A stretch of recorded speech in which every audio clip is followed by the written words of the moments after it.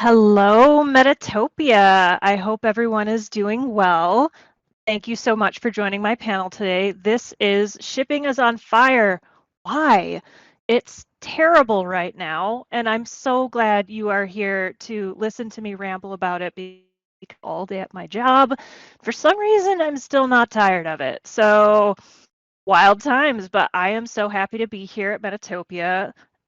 Second time attendance, first time paneling. So very excited to have you all here. So thank you so much for joining me. Again, this is the Shipping is on Fire. Why? And I am going to talk to you about the shipping industry right now and the state of things and what you might be able to do to, make things a little bit easier on yourself as creators. So let me just get into the presentation here. Oh, shit, sorry. Wrong presentation. Give me 1 second. That was also shipping, but not the shipping we were looking for. Welcome to Shipping is on Fire. My name is Mel D'Amato, and I am here to talk to you about what the heck is shipping? What are my options? Why is it so bad right now, and what can I do? Let's talk about what shipping is first. Just look at every single part of this. You start with raw materials that go to a supplier, that get manufactured, go to a distributor, then that either goes to a retailer or to you, and then your goods go to a consumer. Logistics and shipping touches 1, 2, 3, 4, 5 points of that entire process. And it just, because everything is really bad right now, it's slowing down every single part of the process. So shipping has become wildly important. Not only was it important before, but think about how slow everything is right now, how slow it feels, and how it's hit every single part of that process. The options in shipping are ocean freight, air freight, and parcel shipping. Parcel can go ground and air and ocean, but for the most part, what we're going to talk about is domestic. Because my counterpart, I'm not sure when his panel was, but he was talking about VAT and international shipping. So I hope you were able to catch that as well. Check out his VOD later. Really excited to have roped more of my coworkers into this. Why is it bad? I mean, easy answer. It's a global pandemic. Everything sucks. People are sick. Everyone is at home. We spent an entire year of our lives in our homes ordering packages and having them delivered directly to our home. And now, despite things opening back up, we have experienced the efficiency of shipping and the convenience of receiving things in our homes. And some people said, "This is amazing. I never want to go back. Why would I go to a store and deal with being around other humans when I can just stay home and get all the same stuff? I just have to be a little bit patient." Or if you have Amazon Prime, you barely have to be patient. Some of it can show up in the same day if you live in a major city. Yeah, like everyone's gotten used to the convenience of receiving all their stuff at home. And it's extremely valuable to people who maybe people at risk or older people, and it's just become an extremely, extremely popular thing to do rather than going to those department stores. Also, in the state of the world right now, we have a lot of other things contributing and major factors to why everything is bad right now. We have huge delays in supply chains. Supplies for manufacturing are in high competition, such as paper. A lot of you are making games. A lot of you need instructions on paper or cards or boxes to put your game in. One of the things that is in high demand right now is corrugate, which is word used for the type of paper that makes up shipping boxes. And there's an incredible shortage of that. A lot of people have almost a month to 2 month long wait after ordering boxes, especially custom boxes, for them to be delivered, much less printed. So that's a huge delay, other economic restraints, specific countries having particular issues with funding or shutting down for the pandemic now and then. It happens periodically. The Philippines have had a lot of trouble. Australia keeps shutting down their USPS system. You never know when something is going to close for a little while. Major driver shortages. We don't have a lot of railway structure, which could have been really highly valuable. Fingers crossed that Joe Biden can pass something, but who knows?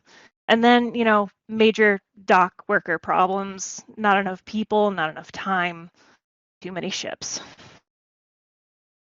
Let's talk about one of the major contributors, though, and one of the biggest reasons, especially for folks at Metatopia who produce physical games.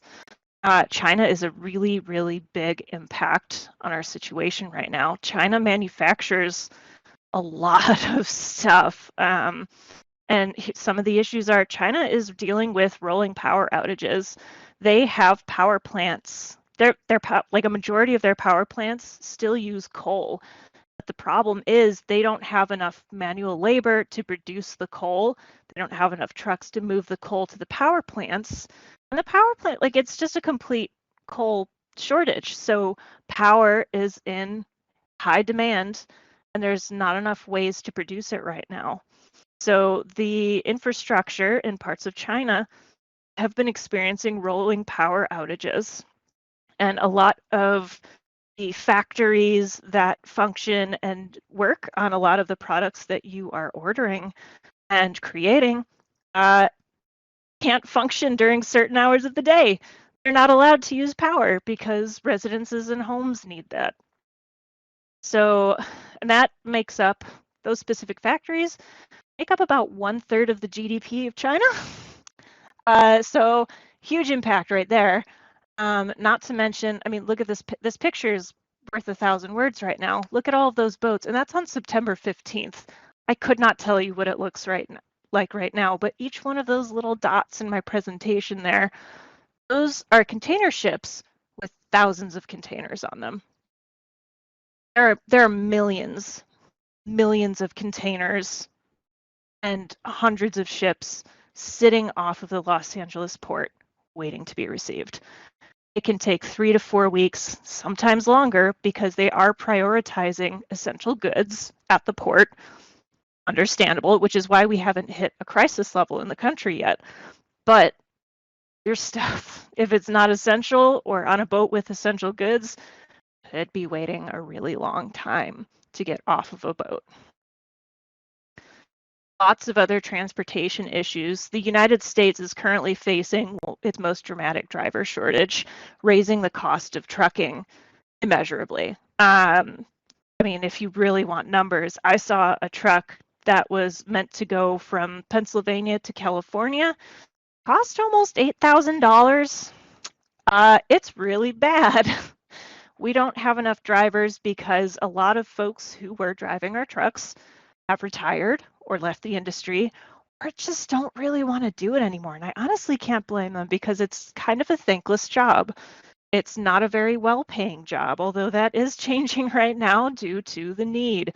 But there's just a lot of contributing reasons as to why people don't want to drive trucks anymore. And if you think about it, a lot of people in the United States don't even think about trucking as a viable career option.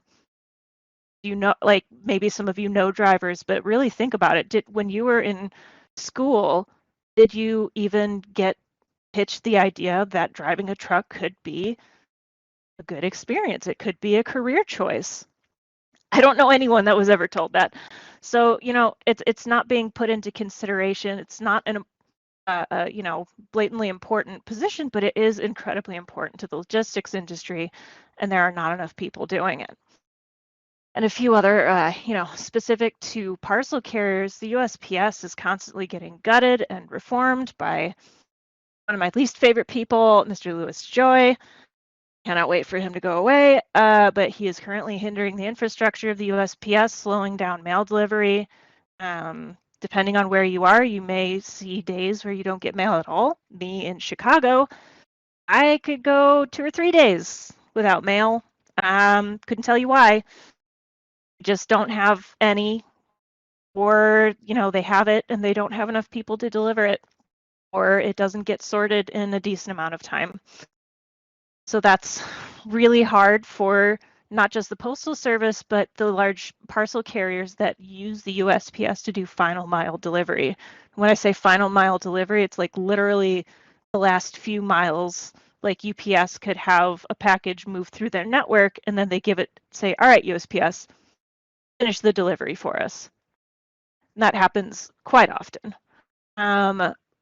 Also, another contributing factor, parcel rates are on the rise.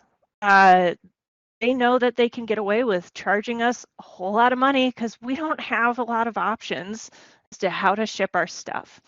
FedEx, UPS, DHL, regional carriers, they all have really high costs right now. And coming here into the peak season, they added another surcharge onto it. So when you go to the store to start shipping parcels, you're going to see that be like 20, 30 cents up to $1 more than you expected. So that's something to take into mind when you are setting your shipping rates for your customers or backers. Let's see. This sucks. It's terrible. It's not a great place to be. What can I do? Let's be honest. We need to set expectations with the people who buy things from us right now. There are so many reasons we have absolutely no idea how to estimate how long something will take. So what you really need to do is, if you have something that's like a Kickstarter that's already gone through and you're just waiting for things to happen, or if you're about to start a Kickstarter, or you're waiting for something in production and you've got an email list of people who are angry and want their money back. I've heard it all. You really just need to send that message and be open and honest with your customers, saying the supply chain is just horrible right now. There's literally nothing that you as a person can do to fix this, to change what is happening. Most of the time, you can't even throw money at it to make it better. It feels debilitating to have no control over what's happening with your stuff that you paid for. So, being open and honest, setting expectations as far in advance as you can is so vitally important to make sure that your audience is understanding of what is happening in the world right now. Also, when you're setting up, if you have the ability, pick realistic dates for your Kickstarter or fulfillment of whatever product you're making. Source everything you are looking for in advance. Do not wait until you are funded to see what you can afford. Just go look for like a high and low option. Ask them for estimated production dates and then double them because you have no idea what the holidays are going to bring and what could happen after that, and use that as your benchmark. And if you deliver early, amazing. Everybody loves to be surprised. I think that is the best way to go. Like, push it out as hard as you can. And then when it all comes in early, be like, oh my God, look what I did for you. Isn't this amazing? Yay. And then you look like a superstar. It's highly recommended. But, other possible suggestions as creators right now, take into serious consideration the ability to just make digital media right now. A lot of people are not going out to stores still, buying physical books, buying physical games, and, shipping rates stink. So, maybe see if you can focus more on your digital goals until the end of the year, until next year. I would expect shipping conditions to stay garbage until early next year. You'd think January would be better post holidays, but January is a huge period of time where people are returning everything and the network is still plowed. Think about it. Everybody gets a ton of stuff for Christmas and everybody says, oh, this is so nice. And then they ship it right back to Amazon. So January is still kind of a shit show, for lack of a better term. Add funding goals to pay for expedited shipping. Offer them choices. if you're using Kickstarter, I don't know that you could have like an add-on post Kickstarter where they can pay for expedited shipping once that product does come in, or you could add a funding goal to be able to ship if your product is kind of big and you know it's going to be probably big enough to be palletized, you might want to add like another, oh boy, depends on how much stuff, but it could be up to 10K for like 1 or 2 pallets to go via air freight. It's very, very expensive, but if people are super dedicated to know that your stuff can leave China in a reasonable amount of time and they'll get it months sooner, they might be willing to shell out for a wild Kickstarter goal to, boost that up and give you the ability to buy that extra fancy freight and get your stuff in a reasonable amount of time. Also, one thing to do if you have a lot, if your Kickstarter takes off and goes absolutely bananas wild and you're so surprised, consider looking into a 3PL. I work for one. I also am on the board of directors for one, and I'll give you details on those in a minute. But 3PL stands for Third Party Logistics. This is an organization that will have warehousing, reduced carrier rates, and the ability to have other people pick and pack all of your orders. So it's not all on you. And that way you just pass them the product, pass them the orders, just live your life, baby. It's really convenient when you have something that is far bigger than you anticipated. I pray that all of you have that success. Just live your best life, wildest dreams, and sell all of your games. But, that's not for everyone. It can be a little expensive, but it's also really worth it when you think about all of the time and dedication, like what a lot of people don't do. And I'll throw this in as a little flavor. If you don't bill out your personal hours on the work that you do and add that to what you are getting paid for the Kickstarter, you are doing yourself a complete and utter disservice. Think about the number of hours that you put into the things that you create. Think about the number of hours it would take to potentially pack up an entire Kickstarter and decide what is more valuable to you, your personal health, your time, your ability to be present with a family, maybe. All part of that decision to decide how to take care of yourself. The 3PL could be a really valuable option for a single one-off project to help ship all that stuff out. That said, that's my presentation, and then we can switch to questions and answers. Again, I am Mel D'Amato. You can find me shitposting on Twitter at Melorella. If you want to learn more about my day job, I work for a 3PL called ShipBob. We have warehousing all over the US. We have like 20, oh God, I think we're up to 23 warehouses now, mostly domestic, but we do have resources in Canada, in the UK, in Ireland, Australia, and soon somewhere around Poland. So we have just a lot of flexibility in assisting if that's something that sounds appealing to you. Or if you want to try something a little bit smaller, I am on the board of directors of World Builders. That is the non-for-profit, that's the word I'm looking for, fundraising company run by Patrick Rothfuss. Good friend of mine, wonderful man, highly recommend. World Builders has been doing fulfillment for small creators for a while now. And now that I'm on the board, I'm doing a lot of consulting for their logistics team. And if I may say so, I think they are doing pretty good. And I would love to see them get a little bit more business. So, if you are ever looking for fulfillment, those are 2 options.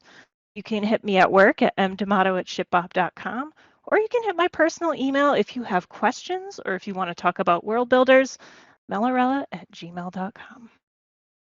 All of that said, I would love to get some questions. All right, and we have questions for you. Yay. Genesis of Legend asks, are the microchip shortages also breaking things somehow? That's a good question. Um, I mean, it's definitely making things difficult for the technology industry. I mean, you think about all the things that take microchips right now. I wouldn't say that it's hindering logistics specifically, but it's definitely hindering manufacturing and production of goods. So, if you're trying to produce something that might have a chip that could make things function as simple as a remote, you're probably going to see a huge delay. Still got a lot of nerds doing Bitcoin mining, unfortunately. Can't wait for that trend to stop. All right. So maybe it's affecting it about the same as like the power shortages. I would say the power shortages are a little more dramatic than it depends on what you're trying to get, at the Right. end of the day. Okay. All right. Next question is from Tin Star Games. Is this actually going to end, or are we expecting prices to just permanently be higher? Should they be higher because people aren't being paid well, or should delivery just be slower? Ooh, there's a lot of pieces to that one. Uh, so prices are higher because they can be. We don't have options, and I would not say that the people performing the activities on, boots on the ground, people actually doing the shipping are getting paid more. They're not getting paid more. I can almost guarantee that. Maybe some of them are, but a lot of this money right into the pockets of the major players in the transportation industry. I don't see a lot of reinvestment happening except in small businesses, people that are trying to. I hate this term. People that are trying to disrupt the market. God, it's so ecom like jargony, but it's real. People are trying to interrupt, the flow of all of that money going into the pockets of people who honestly don't give a shit if it gets better. Which is why I recommend small businesses like ShipBob, like World Builders to assist. But we're all at the mercy of these major carriers right now. Is it going to get better? I really, I really hope so. I my prediction for this holiday season is that last year the carriers were completely unprepared. We had no idea what a peak season was going to look like with millions of people stuck at home, trying to avoid a deadly illness with no vaccine yet. I would expect a very similar volume of packages to last year. I would not expect it to be quite as disorganized, though. It was absolute mayhem. Things were constantly getting lost. Transportation times were horrific. I still expect things to get lost. I still expect transportation times to be pretty messed up. I would be really, really conservative with your estimated ship dates. Um, but I don't think it's going to be as bad as last year. I think it's going to be a little bit more organized. I think my hope and dream is that prices will go back down after peak. I wouldn't expect anything to change until February or March if they do go back down. Last year, they didn't go back down. They kept all of those surcharges active the entire year because technically the entire year was still at a wildly elevated rate. But, there comes a point where you have to say, when does this continue to be extraordinary and when does this become the new normal? And carriers are eventually going to have to say, okay, this is the new normal, and we just have to find new ways to expand our network. And I'm still waiting for them to actually say, okay, it's time to expand our network and reinvest in our company and say, what do we need to do to make this better for our customers? Because right now, stuck with what we've got and they don't much care about the customer experience unfortunately, so that's kind of where we're at. Did I miss any part of that? No, that was fantastic. So Genesis of Legend has another question for you, which you sort of touched on just now. What is the rough timeline you would expect things to F themselves. 6 months, 12 months, 18 months, never. Yeah, that's really, really hard to predict. I think that carriers have adjusted to this new normal a bit. The things that they used to do for peak seasons to expand their abilities, they've been doing since the pandemic started. And it wasn't enough for the initial, the first Christmas after, the first holiday season after. It should be enough for this year for the most part, but I expect them to continue to waffle and say, oh, unprecedented times, probably for like another 2 years. I got to be honest. It's going to be a while. This is one of the slowest moving and improving industries in the world. Like the USPS has not changed the way it operates in since I was born. I have no idea. Like A very they long time. Yeah. a really long time. They don't change how they operate, and to expect a behemoth corporation like UPS to say we're going to do better. They're too big to fail at this point, which is terrifying. That is a very strong term to say, too big to fail. But FedEx, UPS, and they know it. They know they're too big to fail because they are the largest options in the industry. I would expect several years of horse shit. And sorry, I don't know if I can say that, but they're going to waffle on it for a long time, and it's going to take some major small businesses causing them problems for them to say, fine, I guess it's time for, this is finally digging into our profits. I guess we need to do something about it and improve our services. Um, 10 Star Games asked, are there alternatives that we can use to disrupt? I know everyone is asking, can we print at home? Yeah. Yeah. I mean, that's a great way to disrupt the industry, is find creative solutions that don't require use of the shipping industry. Um, Digital print at home, creating small businesses within major cities that can print things for people that doesn't cost an arm and a leg. Like let's mess with Staples. Let's mess with Office Max. Like they don't need all of that happening. I know we've got like Drive Through RPG these days, which is great. That's an awesome resource. Still does some shipping, but you know, there's ways to get around it by paying more money, but who wants to do that? I think we just need to get really, really creative about how we're making and thinking about the games that we play and what we can do to make it more accessible without having to skirt around this horrible industry. All right. Genesis of Legend also asks, when are DeJoy's new quote optimizations going to throw in another dozen wrenches into the system? I haven't heard about any new fun improvements coming soon. I'm hoping that he's done destroying things for the holiday season. Some of the things to expect. He did shut down sortation devices, which are slowing down the mail and slowing down some of the like basic service package sortation.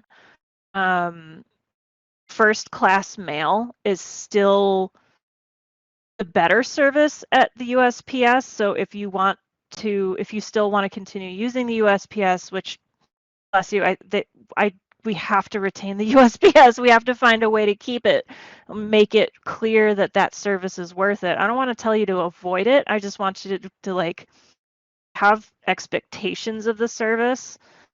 First class is still a reasonable service to use. I would just expect that things might not get tracking updates for long periods of time.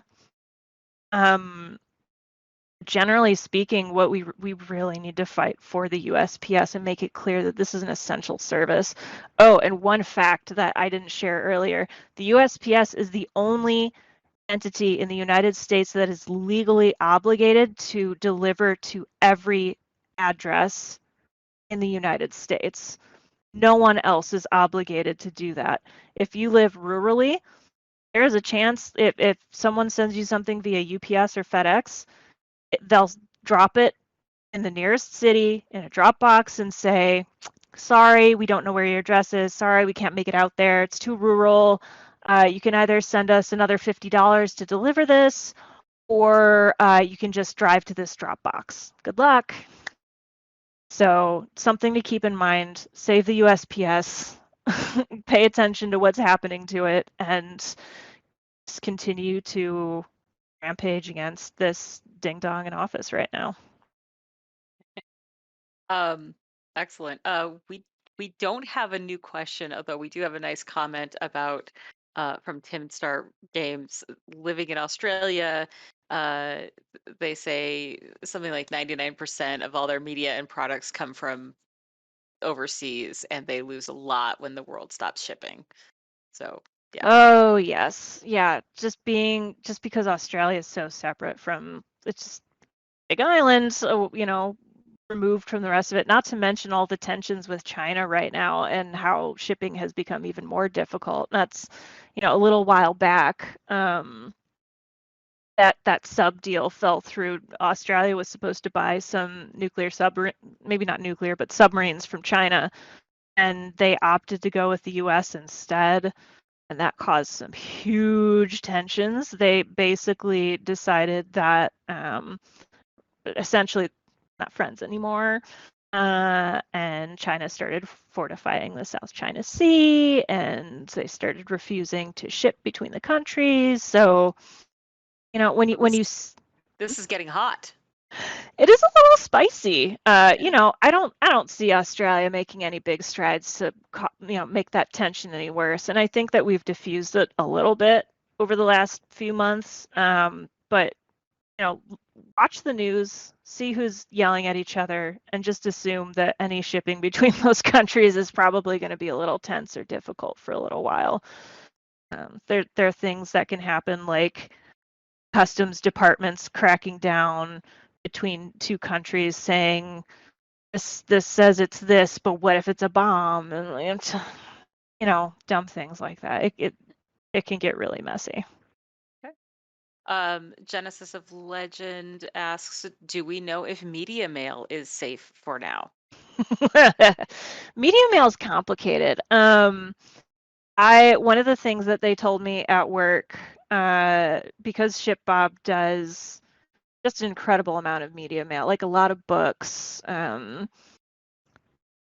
Media mail is kind of a mess because it's very affordable, but it is one of the slowest ship options in the world. And it's probably going to be one of the most ignored options in the mix during the holiday season.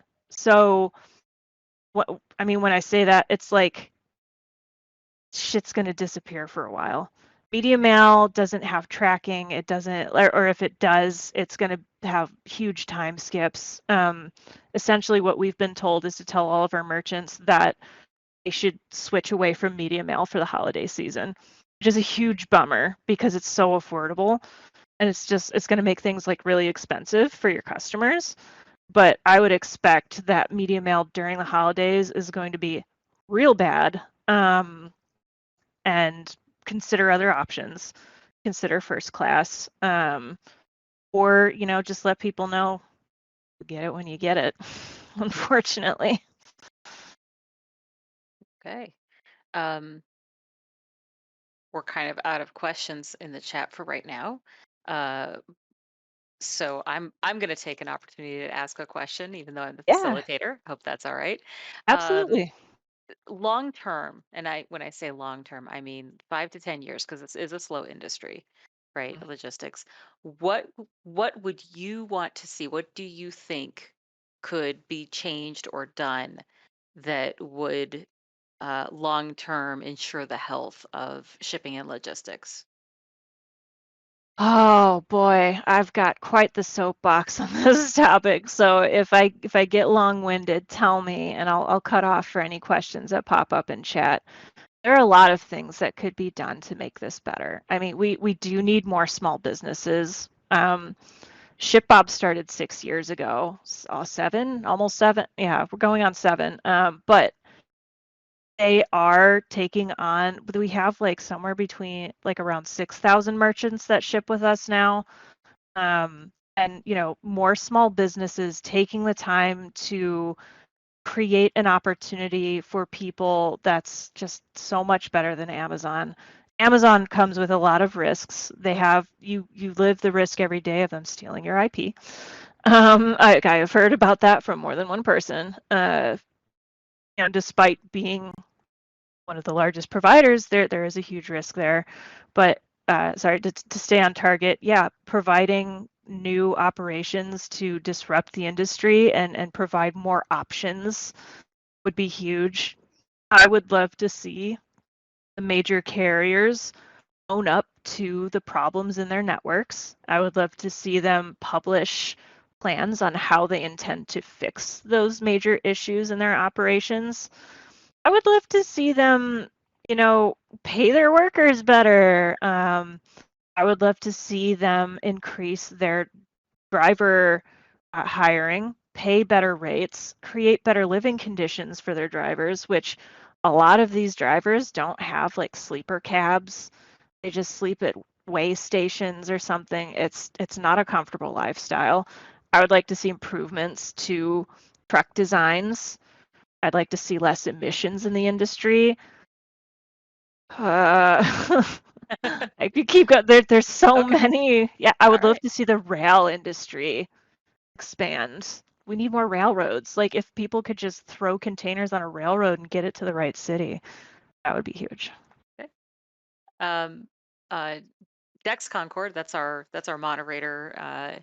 Andy asked, do you feel that given the choice, it's better to just not ship things at all if there's an option by providing PDFs, print on demand, instead of organizing it yourself? I really feel like for the sake of your personal sanity, it would be better to just organize that digital structure. Or if you do go out of your way to offer physical shipping options, price it appropriately. Price it, check what it's going to cost to actually ship it. Expect that to be slightly more expensive and add on the cost of your personal time because you're the one that's going to be going to these places, waiting in line, packing all the packages. So, I don't want to say make it prohibitive, but absolutely make it worth your time and money. And that brings us to another question from Genesis of Legend. A really good segue. How are the workers and the labor in the logistics industry holding up right now? Uh, this must be incredibly rough for you all. It's difficult. I mean, me personally, I am exceptionally lucky in that I work in an office environment. Actually, well, I work at home. I am very fortunate that I am able to work from the comfort of my home. I am a salaried employee. I deal with angry merchants every day. So, my mental health is like, but the people in the warehouses throughout the year have been mostly okay. But during the holidays, there is some major burnout, lots of exhaustion, long hours, and these larger employers just couldn't give a shit less. They say you've got a 12-hour shift today. Good luck. People like the USPS workers, UPS, FedEx, all of these delivery people, keep in mind they are exhausted. They're working long hours. They're doing their best to deliver everything. And sometimes their best is throwing your shit in your yard and saying good luck because they're having a horrible day. They're getting yelled at. They have traffic. It's just people are people. This is going to be a rough one. It's, everybody's burnt out and we're tired because we're waiting for our stuff. We put a lot of time and money into choosing our gifts for people and just remembering that everybody's human and that this is not easy for anyone right now other than the people that are making way too much money for their own good. Uh, it's definitely a big burnout during the holidays. Also from Dex Concord, do you feel like self-driving trucking is a viable solution within the next 5 years? I'm scared of it, and I'll tell you why. Not because it is a resource and I don't think it would put anyone out of work because we still need skilled drivers. I'm scared of it because I don't know that the technology is entirely there yet. We hear about how Tesla is fighting really hard to put their self-driving cars on the road. We've got Google doing that too. We've got big tech industry putting a lot of money into self-driving vehicles. And I think if all of the vehicles on the road were self-driving, I think we would be cooking with gas. I would communicate, fingers crossed, the vehicles would communicate with each other and have a higher intuition than, say, several human drivers. My paranoia with trucks driving themselves is that if there is a mistake made, it's going to be a lot worse than if a human driver were in the vehicle. And here's why. Um, Computers can try to make decisions, but they don't always have the intuition to know that a human driver is going to cut them off, that a human driver might sideswipe your vehicle, and how to keep control of a truck when these weird happenstances happen. And the impact of a self-driving truck crashing versus a human-driven truck, self-driving truck could cause a lot more damage. It won't always know how to correct itself. It won't always understand wind shear outside. Is it going to have like full weather controls on the outside to measure the wind speeds? And I feel like if a truck malfunctioned, it would cause a lot more destruction than, like, say, a sleepy driver, unfortunately, which is still bad. Like there are a lot of, thank goodness, rules in place preventing drivers from driving for really long time. We've seen a lot less accidents lately, but yeah, my fear is that a self-driving truck could hurt a lot more people than a person driving a truck. All right. Um, so, so we have time. Oh, great. Genesis of Legend saves me with another question. This is great. Are reductions in flight loads due to COVID also messing up the shipping? Flight, oh, like air freight. Yeah. Um, I don't know that air freight has completely a lot of flights, like international flights, yes. What the reduction in flights going across the ocean, like I remember the last time I did an international flight, I had like the biggest jet. It was huge, and I was watching them move entire pallets into the belly of the plane, and the entire half of the plane was just full of freight, which was really cool to see for a complete nerd like me. But yes, with those being reduced, there is a reduction in availability for air freight. But a lot of companies have been adjusting their behavior since there is reduced ridership. They've been dedicating more of their planes to providing space for air freight. Rates are still going up, but the availability and like ability to put things on a plane, despite being like a little delayed and a little more expensive, I wouldn't say is completely bad right now. I wouldn't call it as affected as other industries doing shipping right now. So I would actually call it a reasonably viable option. Great. Dex Concord asks, what do you see as a worst case and best case scenarios for the future of shipping? Phew. Uh, best case, I kind of touched on earlier. Everyone realizes what needs to change in the shipping industry and begins to move in that direction. But like I said, this is one of the slowest moving, slowest changing industries in the world because it's been doing what it does for such a long time. Worst case scenario, we continue to lose drivers, lose interest, um, and it just becomes increasingly difficult to do supply chain. We could see, reduced choice in products online. We could see a lot more storefronts closing. I don't want to make it like doom and gloom, but think about the things that we receive every day. Think about the things that are technically luxuries. Video games, physical gaming systems. We can't even get a fucking PS5 right now. Everybody's looking for it. James has been looking for one for ages. But worst case scenario, we continue to like lose out on those small luxuries. I don't think we'll ever be without like our essential goods. But we might continue to see some of those luxury goods reduce. More of the imports staying where they are rather than changing direction and maybe putting those efforts towards a different part of the industry. Best case scenario, everybody figures out what they're doing wrong and starts to adjust their behaviors for the betterment of the world.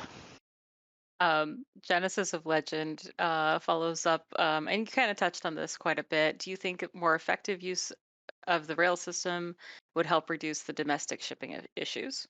Yes, absolutely. I think it would reduce congestion immeasurably. I would love to see a rail line go directly to every single port. It would be amazing. It would help with the driver shortage. It would get the containers to the end destination city, reduce the need for, the trucks that are necessary at ports. The problem with port congestion is that some of it is like they literally can't get drivers into the port to pick up containers, so it slows down the offboarding. The containers being removed from ships because they have so many containers stuck at the port. So that's one of the reasons that things are extra slow right now. So I think it would help with the driver shortage immensely, to have rail lines more robust and you know, ending up in some of the major parts of America and even some of the less major cities in America, the more rural locations, having a one container a week or something, it would be huge for them too. Um, Genesis of Legend also wants to know, where can we give you money because it seems like you need a beverage or 12 after talking about this. But Oh maybe more boy. broadly, how can we show our appreciation both to you and also just in general the people who are involved in this incredibly large and complex industry? One of my favorite things I've seen on TikTok are the people who have like little coolers on their porch that says, "Hey, delivery person, here's a bottle of water or a snack." And a lot of people will be like, "Oh, that's funny. That's just going to get stolen." But part of me is also like kind of warmed a little bit by seeing it. I'm like, oh my God, like you are showing appreciation to a person that is probably overworked or exhausted or does not get the opportunity to actually stop. I mean, everybody's heard that story about an Amazon driver that had to like pee in a cup just to keep on shift. Absolute nightmare. So showing little appreciations for your drivers, for your delivery people, that warms my heart a lot. Thank you so much for asking about me. I mean, I'm doing good, but if you want to hit me up on Twitter, I can post like a Ko-fi after this if you really want to. But I can't drink right now. I am 7.5 months pregnant, and exhausted, and boy, would I love some whiskey, but I will not. I will not be partaking in that. So this holiday season, I will just be running on pure determination, unfortunately. It sounds like you have a delivery of your own expected, I do. uh, which will Special delivery. not be messed up by the shipping and logistics being on fire. No, no, thank goodness. Thank goodness. Um, so I do a lot of project management, and one of the things that I read about was how lean manufacturing and just-in-time manufacturing may have exacerbated this situation. What are your thoughts on that? Oh Lord. Um, yeah, no, that's definitely had an effect on it. But like, it's all about how quick things get injected into the system and how fast the carriers can respond. There's just not enough infrastructure right now for those types of delivery systems. But yeah, I don't know. Everything's just kind of messed up right now. There's not enough supply. There's too much demand. Yeah, yeah. All right. Great. We still have about 10 minutes. I'm going to keep the chat open here for any further questions from folks, but um, we've talked a lot about how everything's on fire. Uh, but you also said you're kind of obviously kind of a logistics nerd. What is something that you think is super cool about the things that you work on? No, one of my favorite things, I work day to day. I have personal relationships with all of the merchants that I work with, and helping them find ways to make their businesses better is one of my favorite things to do. Um, we have not to continue to plug my job, but we have so many resources. We have marketing resources. We have, there are ways to get loans for your business. There are ways to expedite how your business functions with returns, with forecasting, with I have learned so much about being a small business merchant that I feel like I need to start a business, but I have no idea what to start. So hey, if anybody's got ideas, hit me up because I've got the resources. I could probably get like some sick prices at ShipBob. Don't tell my boss that. Don't.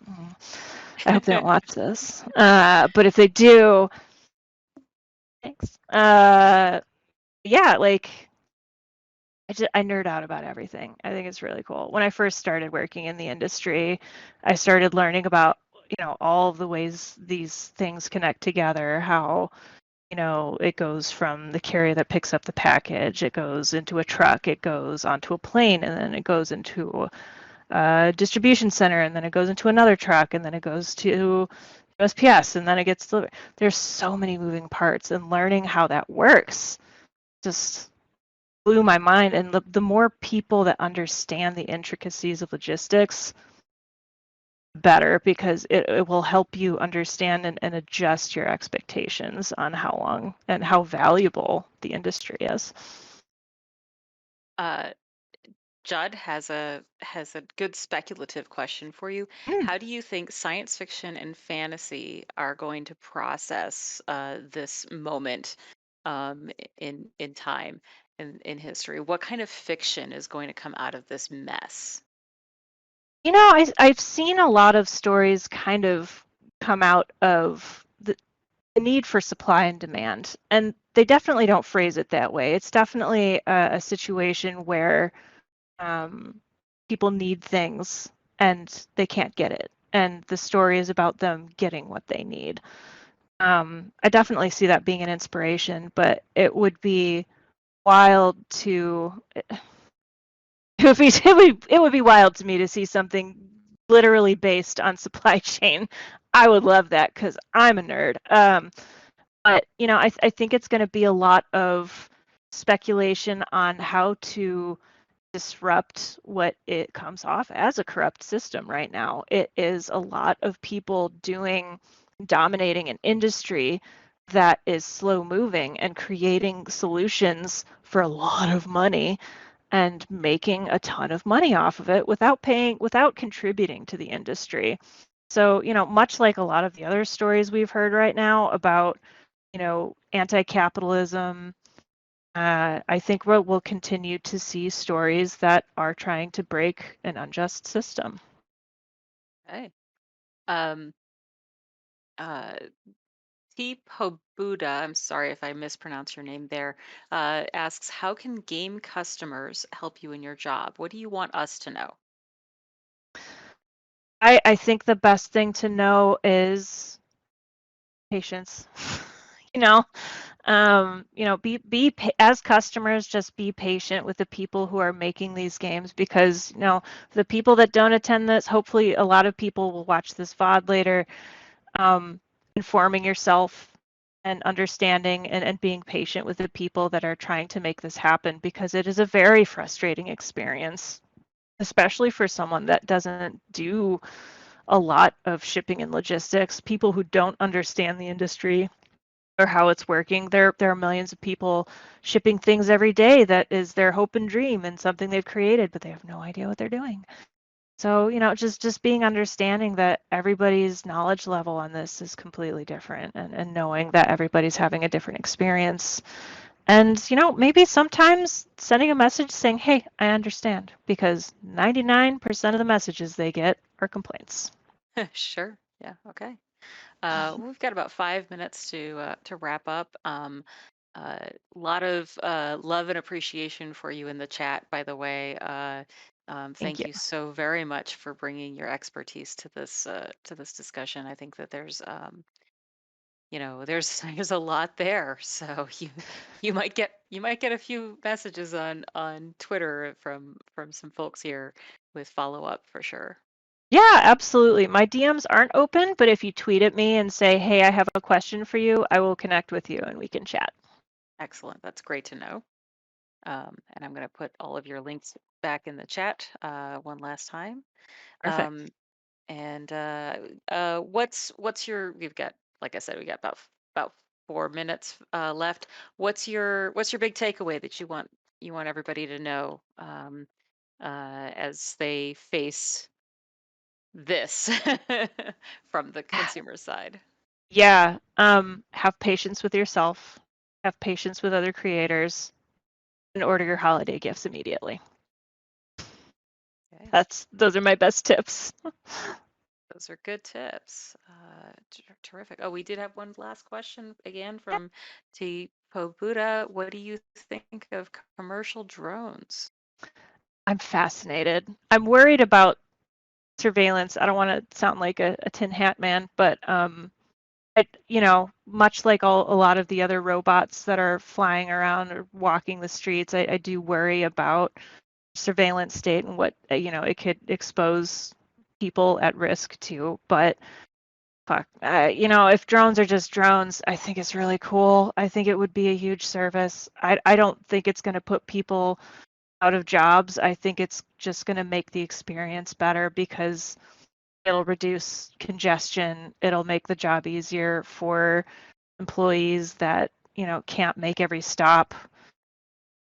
I would love to see a little bit more of it, honestly. Let's take advantage of this wacky technology we have, find new ways to apply it. Heck, y'all should start a drone business. Let's go for it. Let's map it out like that. There's a small business. Let's interrupt it by being a small city parcel carrier and do a big drone business. Like, let's look at the options, see what happens. All right. Terrific. I I I think that's where we're at. That's where we're at, Andy. Do you have a time on us for us? 2 minutes. We've got 2 minutes. So, um, yeah. Thank you so much. Cool. Yeah. And if there's any shout outs you want to make, like you got 2 minutes, so you can fill the space. Big shout out to my husband, James D'Amato. Some of you have probably heard of him. One Shot Podcast, Skyjacks. Um, I love him dearly, and he's my biggest support system right now. Please feel free to check out his stuff and support him, because anything you do to support him also supports me and the baby. So now, big shout out to my job for continuing. I've been there about a year and a half, almost 2 years in March. And big shout out to World Builders. I'm having a lot of fun working with them, helping them improve their shipping systems. And big shout out to my good friend Pat Rothfuss. He's a really cool guy. I hope you guys get to see him in a panel someday or something. But shout out to all my friends. Oh, and my friends Allie and Drew. They do Couriers Call, Skyjack's Couriers Call. They actually live upstairs. We all live together, which should surprise no one because we are best friends. But yeah, I don't know. I can't think of anything else. Awesome. Well, that's fantastic, and thank you so much for being here and for your time. and for your expertise. This was I I've learned so much this weekend from all the panels that I've been Oh, yeah. facilitating, but possibly the most from this one. So Thank you so aces. much. Yeah. Yeah, happy to help. And please don't hesitate to email me with any questions you got.